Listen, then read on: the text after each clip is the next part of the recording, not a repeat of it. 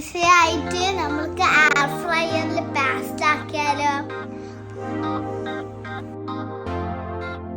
ഓയിലില് pasta ഇടാ, കുറച്ച് mushroom, carrot and cone, chicken എല്ലാം മിക്സ് ചെയ്യാ. കുറച്ച് ഒലീവ് ഓയിൽ ഇടുക, കുറച്ച് വൈറ്റ് സോസ് ഇടുക, നല്ലോണം മിക്സ് ചെയ്യാ. വൈറ്റ് സോസിന്റെ വേണ്ട ആൾക്കാര് കമന്റ് ചെയ്തോ. കുറച്ച് പാസ്ത സോസ് ബോട്ടിലിട്ടിട്ട് നല്ലോണം മിക്സ് ചെയ്യാ. പാസ്ത ബോയിൽ ചെയ്ത വാട്ടർ ഇടുക, മൊസറല്ല ചീസ്, ലാസ്റ്റ് ഒലീവ്. നമുക്കിതിനെ എയർ ഫ്രയറിൽ വെക്കാം.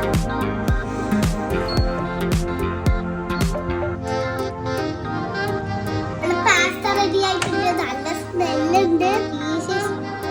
പാസ്ത ഭയങ്കര ടേസ്റ്റ്.